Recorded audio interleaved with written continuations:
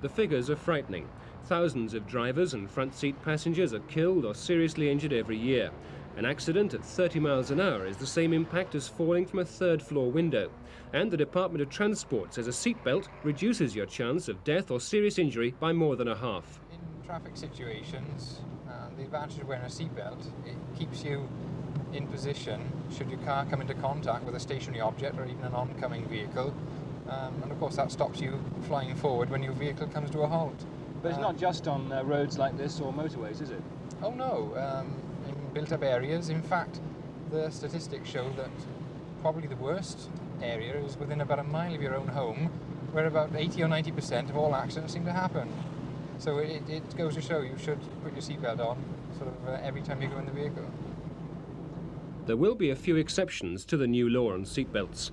They include taxi drivers and delivery roundsmen, and you might gain exemption on medical grounds with a doctor's certificate. But for most of us, it's belt up or face a fine of up to £50.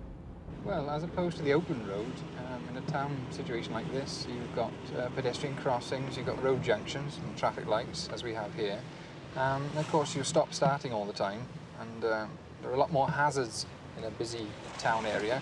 And therefore the need to wear a seatbelt is obvious. You're at more risk going through a town. But even though the speeds are lower?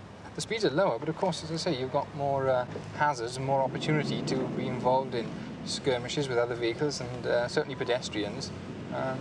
But there's always a need to wear a seatbelt, but perhaps it's more so in towns. So from Monday, January the 31st, almost all drivers and front seat passengers must wear a seatbelt. What's the police advice now in preparation for the new law?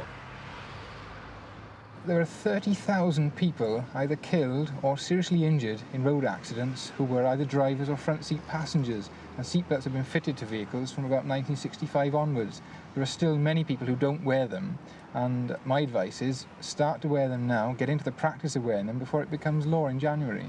And if people are unsure about the new law, what can they do? Well, there's 2 new pamphlets been circulated by the Department of Transport, which will be readily available from either the Welsh office or at your local police stations. I got copies of them here.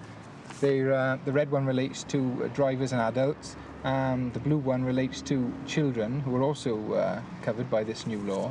And as I say, there are plenty of copies of these at local police stations.